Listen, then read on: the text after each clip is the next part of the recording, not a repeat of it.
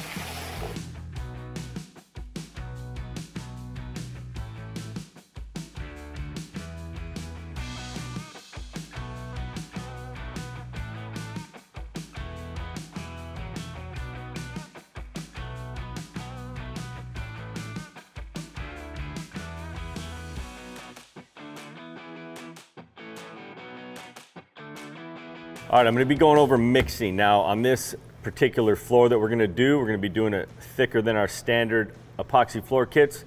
Those go down at 45 square foot a gallon. This floor we're gonna do at 30 square foot a gallon. We do it thicker because the technique that we're gonna be doing, similar to our exotic countertop kits. And it's really simple. Our epoxy pigments, they're solid colors, they're not metallics, but they give you real natural stone look. So we have these in two different sizes, a 1.5 gallon size, which means this pigment right here will pigment 1.5 gallons. We also sell these in 3 gallon pigment packs, which will pigment 3 gallon kits. So for this particular floor, it's 135 square feet. We want to use 3 colors. So at 30 square foot a gallon, I need 4.5 gallons. So what I'm going to do is take a 3 gallon kit, a 1.5 gallon kit, that makes 4.5 gallons. I'm going to dump all of that in a bucket. I'm going to mix it up without adding any pigment. I'm going to do my secondary mixing bucket, and then I'm going to separate that into 3 different batches of 1.5 gallons. And then all I have to do is add my 3 colors that are 1.5 gallon color packs. And then I have three pigmented 1.5 gallon kits basically. And it's a lot easier than trying to mix 3 separate 1.5 gallon kits. Use secondary mixing containers for all those. I can just mix it all up at once. But the biggest thing, guys, is you don't want it sitting in a bucket for too long. So once you start mixing it, make sure you have everything ready, floors ready. That way you can just run out there and dump it out. So if you guys are trying to order one of these kits, now these aren't a floor kit yet. We'll probably turn these into floor kits. But if you guys want to order these right away, you would simply go to our store and buy single items. So you would just figure out how many square foot you have. You would divide that by 30. That would tell you how many gallons you need. And then you can figure out how much pigment you need for those gallons. Now, maybe you only want to do 2 colors. Maybe you want to do more of one color than the other. So there's a lot of options here. If you guys need help with that, you can contact us, customer service at leggari.com, or give us a call and we can walk you through how to recreate these kits on your floor. All right, we got our product mix. Biggest thing, like we always say, is dump that stuff out on the floor. Don't let it sit in the buckets. So for this technique, I'm going to be taking those 3 colors and I'm just going to be dumping random piles out over this whole floor, right? I don't want to dump the majority of it on half and then only have a little bit to dump out here. I want to kind of be jumping around, try to evenly dump it out throughout my section. So picture this as one of your sections on your guys' project. Maybe you're doing 1,000 square feet, like I said before. You're going to have 5 or 6 of these sections. And so you're just gonna recreate the process until you're finished. We're gonna be blending and moving the product around with our Leggari flat squeegee, not the knot squeegee.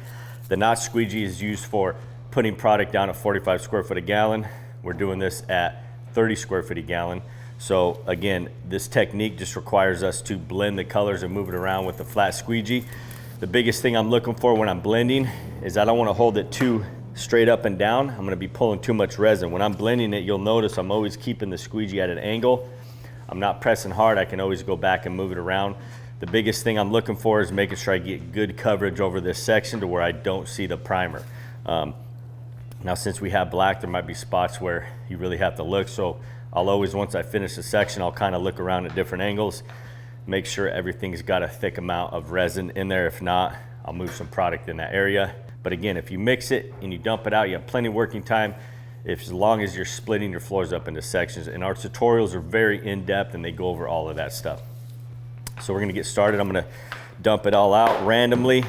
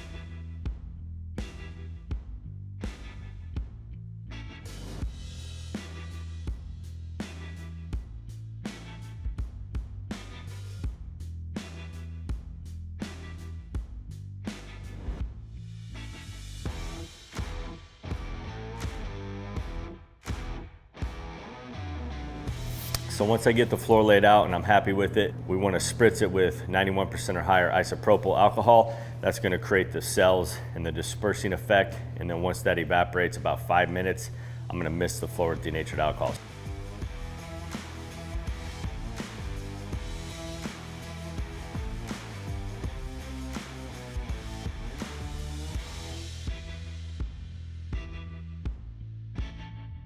All right, now we're going to mist the floor. Denatured alcohol.